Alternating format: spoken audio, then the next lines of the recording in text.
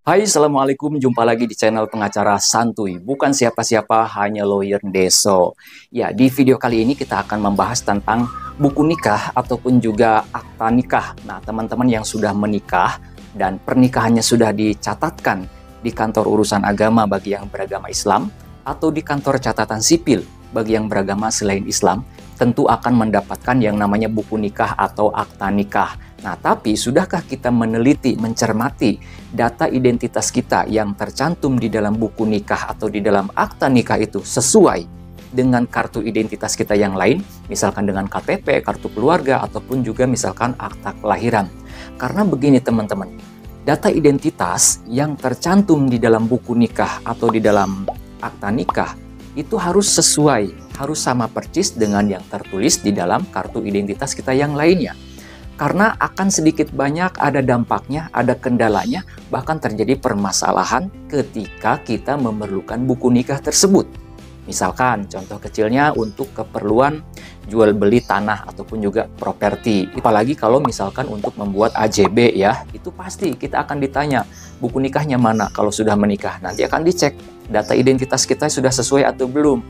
Nah, kemudian untuk keperluan misalkan mengambil KPR, ya, kredit pemilikan rumah, bersubsidikah atau komersial, atau misalkan untuk mengurus pengajuan kredit kendaraan bermotor, atau misalkan untuk mengurus paspor, itu juga biasanya akan diperlukan buku nikah bagi warga negara yang sudah menikah.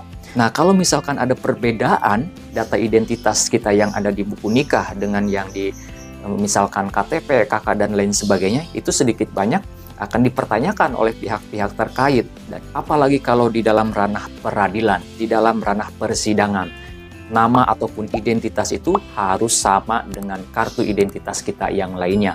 Nah, contoh kecilnya saja dalam perkara perceraian. Kami pernah menangani beberapa perkara perceraian di mana identitas pihak yang tertuang di dalam buku nikah itu ternyata ada perbedaannya dengan kartu identitas yang lain seperti KTP dan juga KK.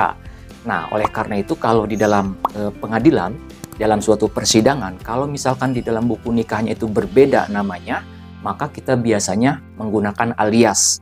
Nah, perbedaan-perbedaan yang sering ditemukan itu biasanya perbedaan nama dan perbedaan tempat tanggal lahir. Contoh, misalkan di dalam buku nikah tertulis namanya itu adalah Hasan. Namanya cukup satu kata, Hasan. Akan tetapi di dalam KTP dan juga misalkan kartu keluarga itu tertulis namanya adalah Muhammad Hasan.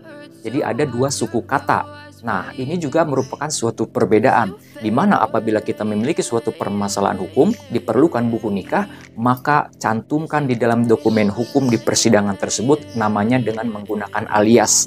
Contoh misalkan, namanya kan tadi di dalam buku nikah cuma Hasan, tapi di dalam KTP namanya Muhammad Hasan.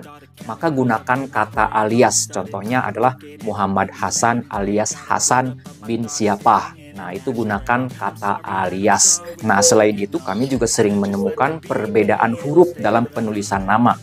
Misalkan di dalam buku nikah nama yang tertulis itu adalah Abdul Rahman.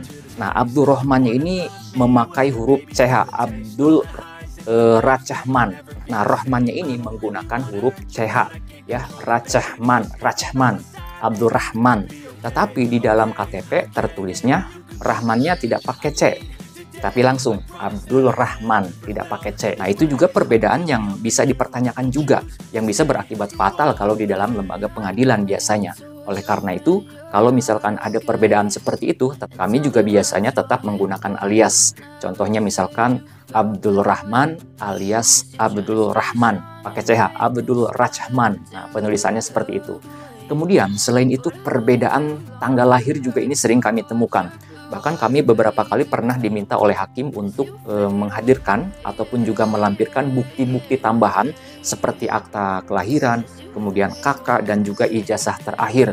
Karena klien kami pada saat itu yang mengajukan gugatan cerai, ternyata tahun kelahirannya itu berbeda antara yang tertulis di dalam buku nikah dengan yang tertulis di dalam KTP itu berbeda. Misalkan di dalam buku nikah, tahun kelahirannya itu adalah tahun 90.